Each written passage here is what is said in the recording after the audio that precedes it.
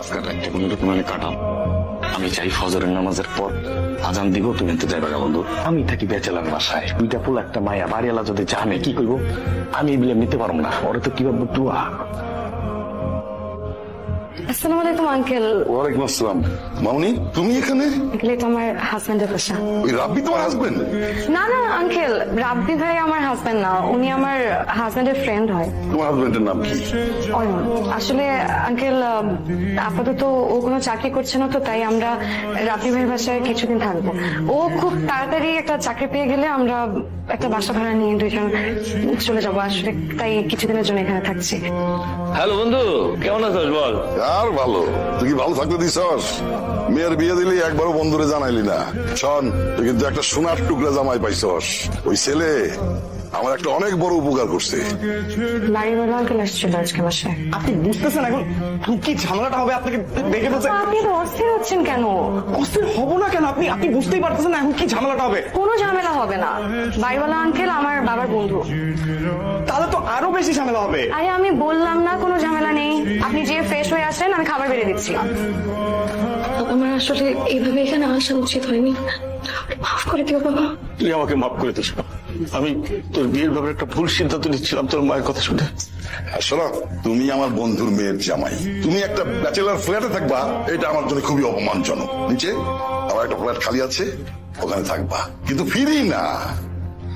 এই দামা কার্ড দিয়েছি, ওই কার্ডের ঠিকানা মতো যাবা, তোমার চাকরির সমস্ত ব্যবস্থা করা আছে।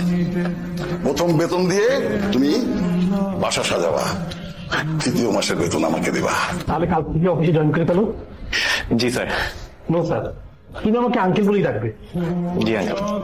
তনু সাহেব, অয়ন আমাদের অফিসে নতুন জয়েন করেছে, প্রথম প্রথম কাজে একটু হেল্প করবেন। জি স্যার। বাবা, মা এখানে? আমি তোর দাদির দেয়া বালা দুটো বিক্রি করে 50,000 টাকা তোর বাবার হাতে দিয়ে বলেছিলাম, এই টাকা দিয়ে একটা বাসা ভাড়া কর, তারপরে মানুষের বাসা কাজ করে আমরা খাবো। আর অপমান সহ্য হইতেছে না, এই বাসা থাকতে পারতেছি না। ওই টাকা তোর বাবার হাতে বড় বৌমা দেখে আমাদেরকে মিথ্যা চুরি করতে দেয়। ছেলের ইনকামের উপর বসে বসে খেতে লজ্জা লাগে না? আবার টাকা চুরি করেন।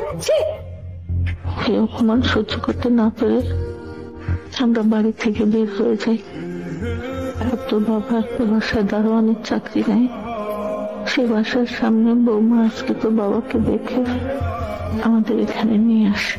বাবা, তোমার তো এত অসহায় না। তোমার কি একটাই ছেলে? আরেকটা ছেলে আছে না? না, আমাকেও তো একটু জানাইতে পারতা। মা, আমি থাকতে আপনি এগুলো কেন করছেন? দিন আমাকে করতে দিন, আমি আছি না, আপনি কেন কষ্ট করবেন? মাগো, দাও দাও, করতে দাও, কি হবে, সারা জীবনই তো করেছে। শোনো, এবার তোমার বাবা মাকে একটু খবর দাও, তোমাদের বিয়ের অনুষ্ঠানটা ঘরোয়া ভাবে আমরা করে ফেলতে চাই, কি বলো? জি বাবা। তুমি লক্ষ্মী মেয়ে, একদম আমার মায়ের মতো না? কি হলো? কি হলো? বুকে ব্যথা। বুকে ব্যথা মানে? তুমি দাঁড়াও, আমি ডক্টরকে ফোন দিচ্ছি। তুমি এখানে বসো, তুমি বসো। এই ব্যথার ওষুধ তো ডক্টরের কাছে নাই। জীবনে অনেক ছেলে দেখেছি, কিন্তু কোনোদিন কোনো ছেলেকে দেখে না এরকম বুকে ব্যথা ওঠে নাই। এটা আমার নাম্বার, সেভ করে রাখবেন। কোনোদিন যদি মনে হয় যে আমার এই বুকে ব্যথার ওষুধ আপনার কাছে আছে, এই নাম্বারের সাথে একটা কল দিবেন। আমি অয়ন, নাম্বারটা সেভ করে দিলাম। আপনার যদি কোনোদিন মনে হয় যে আপনি আমার ব্যথার মেডিসিন দিবেন, তাহলে আমাকে একটা ফোন দিন। আচ্ছা, ফোন দেওয়া লাগবে না, মিস কল দিন, আমি কল ব্যাক। একটা মানুষের পৃথিবীতে সবচেয়ে সুন্দর অনুভূতিটা কি জানেন? এই যে আপনি আমাকে টেনে কাছে নিয়ে আসলেন, এটা একটা মানুষের লাইফে সব থেকে সুন্দর অনুভূতি।